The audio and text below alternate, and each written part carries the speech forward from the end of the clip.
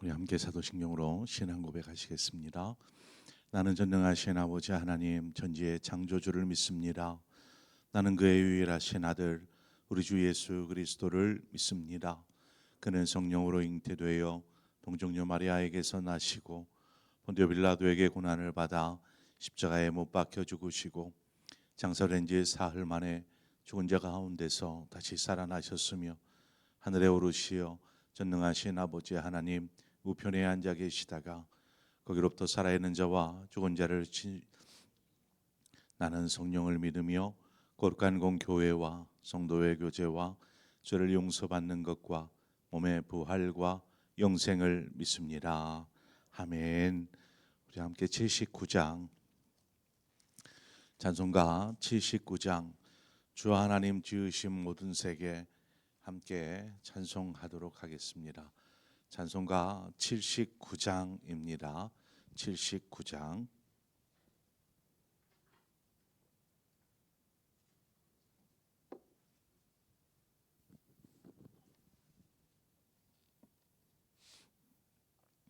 주 하나님 지으신 모든 세계 내 마음속에 그리워 볼 때 하늘의 별 울려 퍼지는 뇌성 주님의 권능 우주에 찾네. 주님의 높고 위대하심을 내 영혼이 찬양하네. 주님의 높고 위대하심을 내 영혼이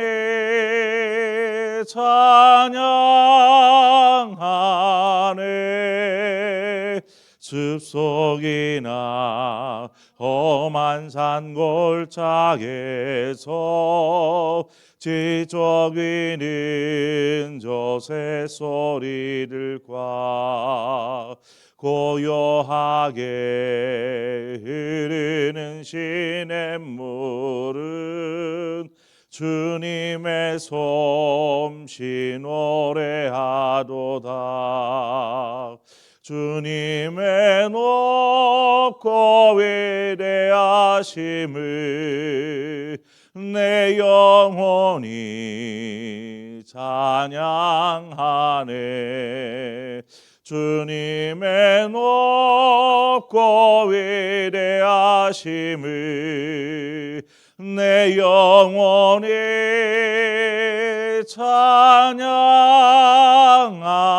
찬양하네. 주 하나님 독생자 아낌없이 우리를 위해 보내주셨네. 십자가에 피 흘려 죽으신 주 내 모든 죄를 대속하셨네. 주님의 높고 위대하심을 내 영혼이 찬양하네. 주님의 높고 위대하심을 내 영혼이 찬양하네. 내 주 예수 세상에 다시 올 때 저 천국으로 날 인도하리. 나 겸손히 엎드려 경배하며 영원히 주를 찬양하리라. 주님의 높고 위대하심을 내 영혼이 찬양하네. 주님의 높고 높고 위대하심을 내 영혼이 찬양하네.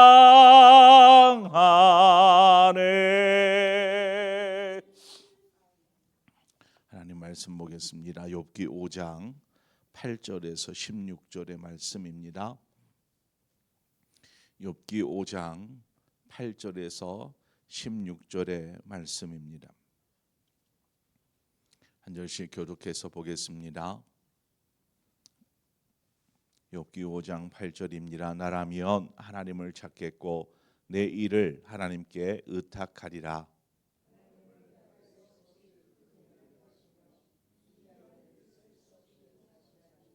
비를 땅에 내리시고 물을 밭에 보내시며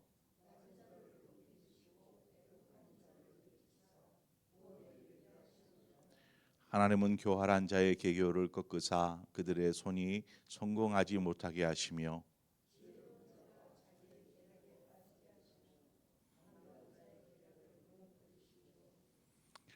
그들은 낮에도 어둠을 만나고 대낮에도 더듬기를 밤과 같이 하느니라.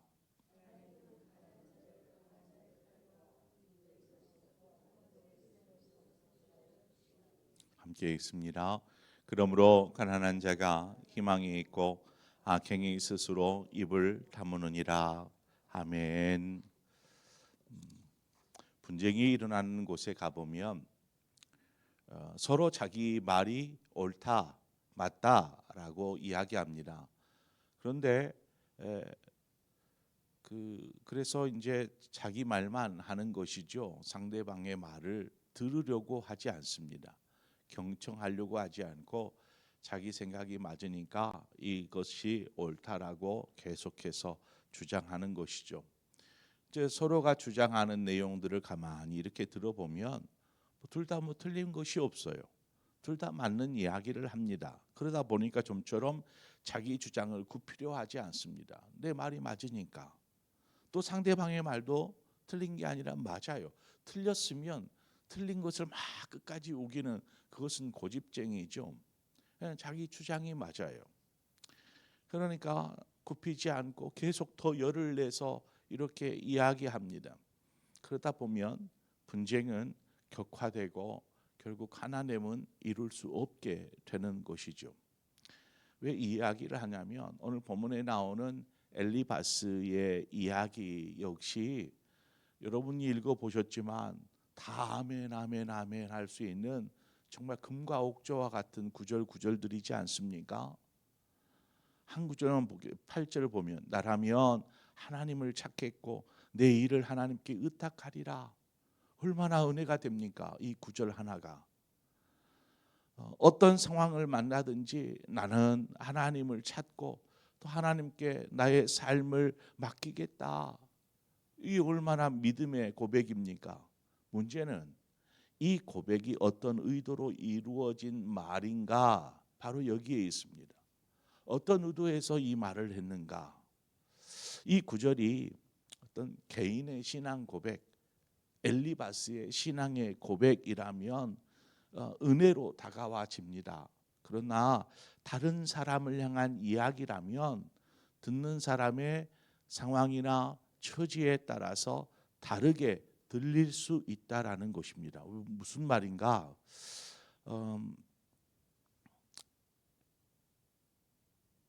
욥의 상황에서 엘리바스의 이 말이 어떻게 들릴까 한번 생각해 보십시오. 너는 이런 때에 하나님을 찾고 하나님께 너의 삶을 맡겨야 돼라고 이 말을 평상시에 들었더라면 욥이 이 고난이 있기 전에 들었더라면 그렇지라고 동의하였을 것입니다. 그러나 지금은 하나님으로부터 시험을 받아서 지금 모든 것을 잃어버린 상황입니다. 그저 고난 가운데 잿더미 위에 앉아서 있는 그 욥, 이 욥의 처지와 상황에서 욥이 뭐라고 고백합니까? 하나님이 주셨고 하나님이 거두어 가셨으니 하나님만 영광 받으십시오. 이와 같은 그 믿음의 고백 더불어서 욥이 모든 것이 이 고백 속에는 모든 것이 하나님의 뜻대로 되어지는 줄 믿습니다. 이렇게 하나님의 뜻대로 되어지는 것을 욥은 고백하였습니다. 그런데 욥에게 지금 엘리바스의 이 말은 그 뭘 더 하나님 앞에 더 맡겨야 된다라는 말이냐? 뭘 더 이제 맡길 곳이 없지 않느냐? 이제 나는 이렇게 병들어서 죽어가고 있는데 이제는 뭘 더 내 삶을, 내 생애를, 내 모든 것들을 나는 하나님 앞에 맡겼다. 그런데 뭘 더 의탁하라고 말하느냐? 이렇게 들릴 수 있는 것이죠. 엘리바스는 또 모든 것이 하나님의 섭리 가운데 있다라고 말합니다. 그렇죠. 우리의 인간의 역사는 모두 다 하나님의 섭리, 다스림 안에 있습니다. 이것을 부인할 수는 없죠. 하나님은 비를 내리셔서 만물을 소생하십니다. 이 봄철에 내리는 단비, 그 단비로 새싹들이 돋게 하여 주시고 또 뿌리를 더 깊이 내리게 하시고 이처럼 만물이 소생하게 되죠. 낮은 자를 일으키시고 슬픔에 있는 사람들을 구원하시는 하나님, 그 하나님을 성경은 우리에게 말씀하고 있더라는 것입니다. 우리 역시 하나님은 이런 분이시다, 이런 분이시다, 소생하시고 구원하시고 이런 분이시다라고 믿음으로 고백합니다. 찬송했던 것처럼 주 하나님 지으신 모든 세계, 그리고 주님의 그 높고 위대하심을 나는 찬송하는 것이죠. 우리는 바로 그런 사람입니다. 그런데 고난 가운데 있을 때에는 어떨까요? 여러분, 고난 가운데 있을 때 이 찬송 쉽게 나올 것 같습니까?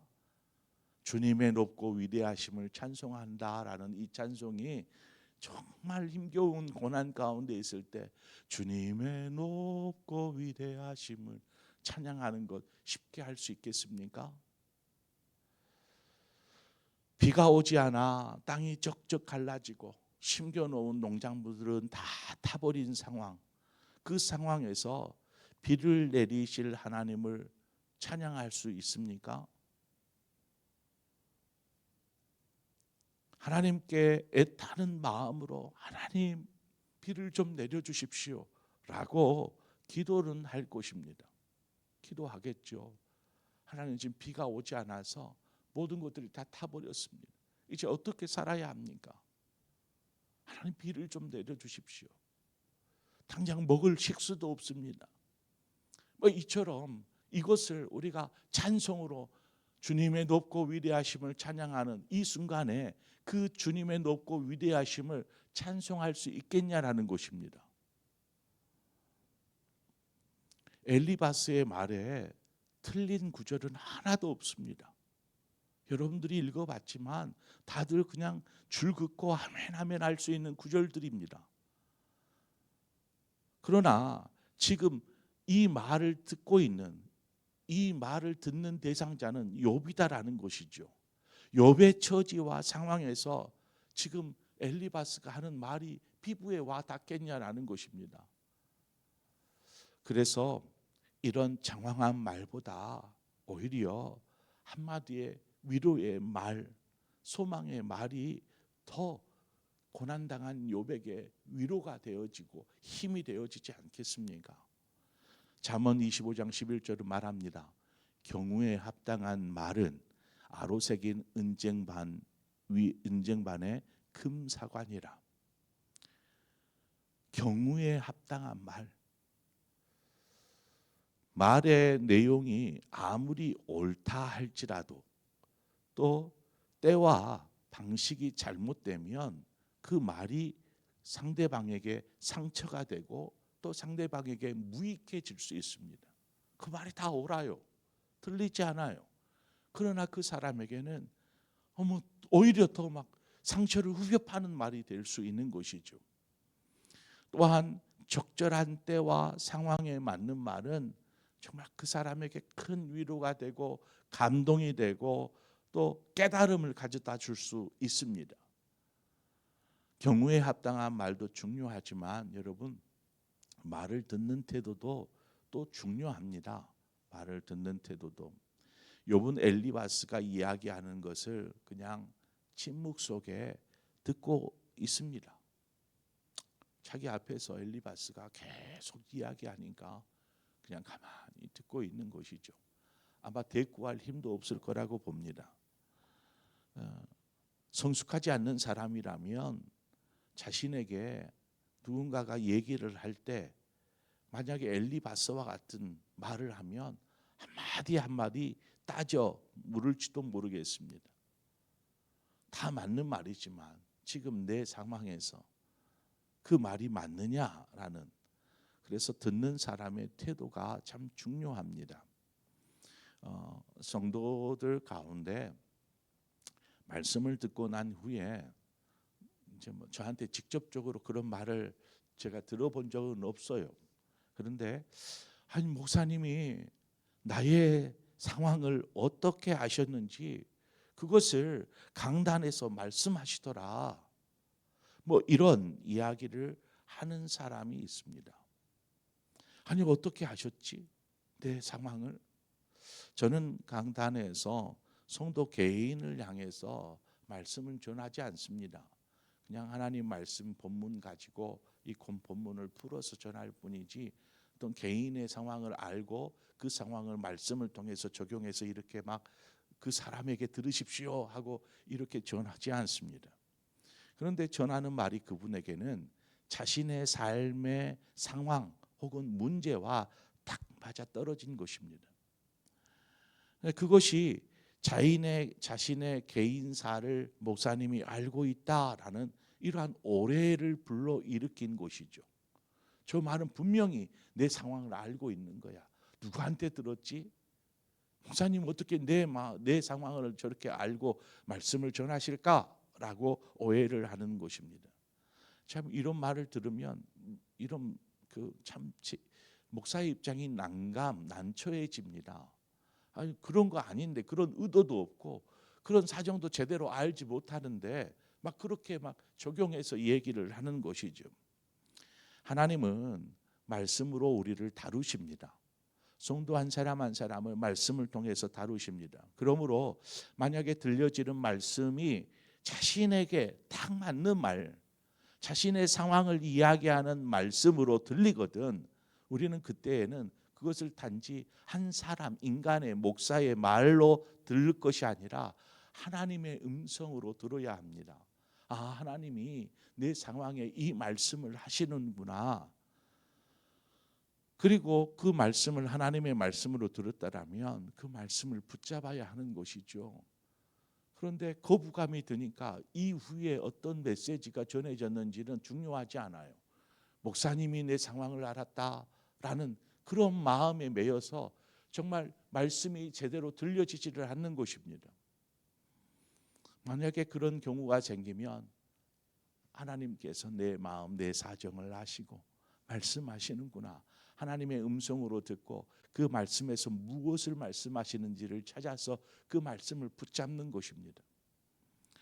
하나님은 오늘 또 본문은 얘기하지만 하나님은 약한 자를 보호하시고 구원하여 주신다라고 말씀하고 있습니다. 15절에 하나님은 가난한 자를 강한 자의 칼과 그 입에서 또한 그들의 손에서 구출하여 주시나니, 자신보다 힘이 강한 자의 압제 아래 놓여 있는 사람, 그 사람을 하나님이 구원하여 주신다, 구원하신다라고 고백합니다. 그런데 한번 생각해 보세요. 시간이 흘러도 이 압제가 사라지지 않아요. 힘 있는 자의 압제가 사라지지 않아요. 도저히 이 압제가 사라지고 이제 좀 편안해질 날이 소망되어지지도 않아요. 지금 이 상황에서 그런 날이 올까 소망되어지지도 않아요. 그럴 때에 이 말씀은 어떤 말씀으로 들리겠습니까?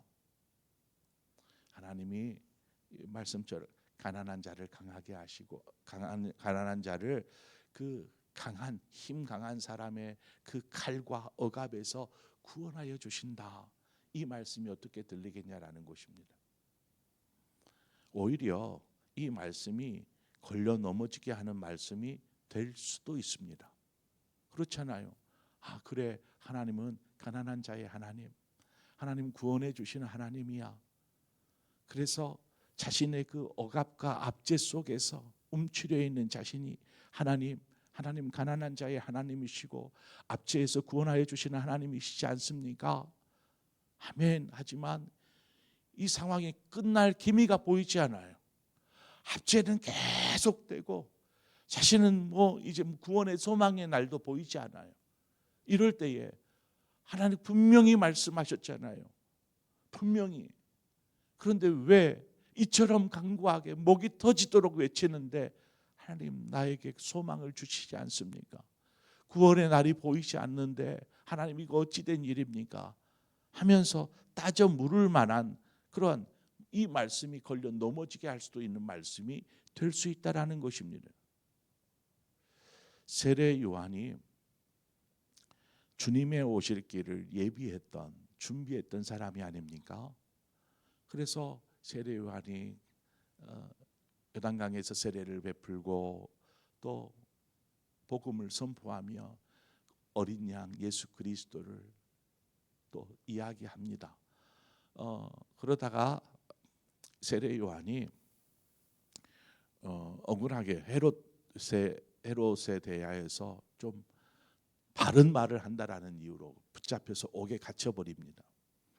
옥에 갇혀버린 상황에서 그 갇혀져 있는 상황이 오래되어지자 세례 요한이 예수님께 제자 한 사람을 보내서 묻습니다. 뭘 묻냐? 오실 그이가 당신입니까? 오실 그이가 당신이십니까? 분명히 요단강에 나오는 예수님을 보고 하나님 세상 죄를 지고 가는 하나님의 어린 양이로다. 나는 그의 신발끈조차 감당할 수 없다.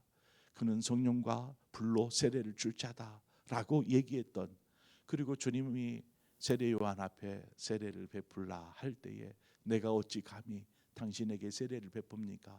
나는 당신에게 세례를 받아야 될 사람입니다. 이후에 하늘로부터 음성이 있어 이는 내 사랑하는 아들이요 내 기뻐하는 자라.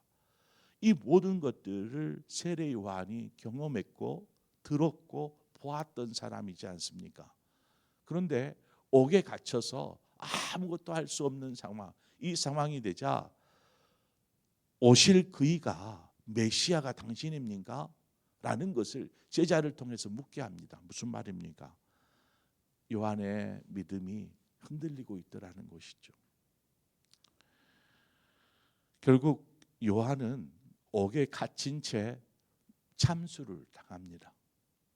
목이 잘려서 죽게 되죠.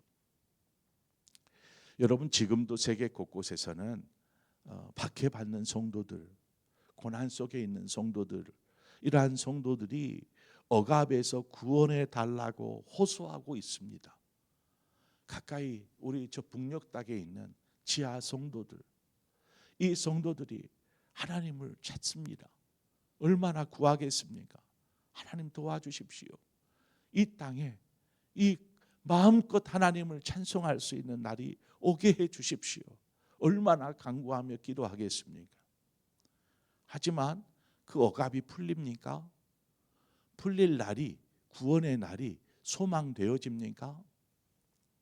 억압 속에 죽어가고 그냥 죽어가는 것이죠. 억압 속에. 믿음의 사람은 이 땅에서 다 얻지 못할지라도 설령 이 억압이 예수 믿는다는 이유로 자신에게 찾아온 이 고난이 계속되어지고 여기에서 소망되어지지 못한다 할지라도 믿음의 사람은 더 나은 본향을 바라보며 사는 사람입니다. 설령 이 억압 속에 내가 죽음을 당한다 할지라도 하나님, 내게는 소망의 영원한 하나님의 나라가 있음을 믿습니다. 바로 이 믿음으로 사는 것이죠. 특별히 이제 그 암투병 중에 있는 우리 성도들이 있지 않습니까? 제가 위해서 기도하는데 그래요. 낫기를 위해서도 기도합니다. 그런데 현실적으로 이들이 나아지느냐라는 것입니다. 나아지느냐? 기적은 일어날 수 있어요. 그래서 기도합니다. 하나님 할 수만 있거든요. 웬 말이냐. 믿는 자에게는 능치 못함이 없느니라. 그래서 기도합니다. 그러나 좀처럼 호전되어지지 않고 몸은 더 쇠약해져요. 그래서 중요한 것이 무엇이겠습니까? 이들이 하나님의 나라를 바라보는 것입니다. 하나님, 설령 이 암 두 병 중에 내가 죽음을 당한다 할지라도 내 믿음 변함없이 영원한 하나님의 나라를 바라보면서 믿음 안에 서겠습니다. 이 고백, 이 믿음 안에 설 수 있는 것. 하나님은 치료하십니다. 치료하신 하나님 외쳐봐야 전혀 수년이 되도록 전혀 나아질 기미가 보이지 않는 상황에서 하나님은 치료하신 하나님입니다. 어떻게 보면 그 사람에게 거짓말처럼 들릴 수도 있지 않겠어요? 치료되지 않는데요. 그래서 우리가 붙잡아야 될 것은 어떤 우리가 얻고 회복되고 어떤 이것이 아니라 정말 붙잡아야 될 것은 믿음이요. 또 영원한 하나님의 나라를 바라볼 수 있어야 합니다. 그래서 현재의 상황, 자신의 처지, 자신이 겪는 고난의 변화보다 우리의 영혼이 영원한 하나님의 나라에 이르도록 하는 영혼의 승리자가 되어야 할 줄 믿습니다. 그런 믿음의 삶을 사시는 저 여러분 되어지기를 축원합니다. 기도하겠습니다. 좋으신 하나님, 은혜를 감사합니다. 참 좋은 말조차도, 옳은 말조차도, 은혜의 말조차도 누군가에게는 오히려 그것이 걸림이 되고 아픔이 되고 정말 그런가 하는 이런 말을 할 수 있는 상황들. 그러므로 우리가 말을 할 때에 항상 경우에 합당한 말을 할 수 있는 그런 지혜로운 마음, 또 우리의 마음 속에 열린 마음을 주시어서 그렇게 말로 상대방을 상처 입히지 않도록 도와주시옵소서. 그래서 성숙된 마음으로 우리가 살게 하시고 누군가에게 뭔 말을 한다거든 하나님 그 사람의 상황과 처지 그 마음 것들을 잘 이해하고 또 그에게 격려와 위로와 힘이 되어지는 어떤 영혼의 힘을 더하는 그런 말을 할 수 있도록 인도하여 주시옵소서. 정말 고난 중에 있는 사람에게 단순히 하나님께서 축복해 주십니다 라는 그런 메시지조차도 때로는 시험에 들 수 있는 상황이 되는데 하나님 그럴 때일수록 우리가 그런 사람들을 끌어안고 또 우리도 우리의 삶 속에서 어떤 삶의 변화를 위해서 기도하는 것도 중요하지만 무엇보다 우리가 어떤 상황이 계속되어진다 할지라도 오직 믿음 위에 하나님 영원한 하나님의 나라를 바라보며 그렇게 굳게 서는 우리 모두의 신앙이 될 수 있도록 인도하여 주시옵소서. 예수님의 이름으로 기도합니다. 아멘. 오늘 이 시간 우리 함께 한국교회를 위해서 함께 기도하십시다. 이 나라를 위해서 또한 기도하십시다. 이제 중요한 대선을 앞두고 있는데 하나님께서 이 모든 과정들을 통하여서 서로 헐뜯고하는 것이 아니라 이 나라를 어떻게 하면 더 바르게 세울까 하는 것들을 함께 나누고 이것들을 비전으로 제시할 수 있는 또 그것들을 이루어갈 수 있는 그런 사람이 리더자로 뽑혀지게 하여 주십시오. 우리가 함께 기도하고 또한 한국교회가 정말 이 땅 가운데에서 나라 가운데에서 선한 영향력을 끼칠 수 있는 한국교회 비리의 온상지가 아니라 정말 정의와 공의가 있는 한국교회가 될 수 있도록 우리 상봉교회가 믿음 안에 하나님이 기뻐하시는 교회로 설 수 있도록 우리 함께 기도하고 또 여러분 각자의 기도의 제목으로 기도하시다 자유롭게 돌아가시겠습니다. 함께 기도합니다. 하나님 아버지 은혜와 사랑을 감사합니다. 하나님 참 좋은 말 하나님 진리의 말이고 은혜의 말일지라도 하나님 그것이 아무 때나 우리에게 적용되어지지 않고 때로는 그것이 하나님의 살아계신 말씀임에도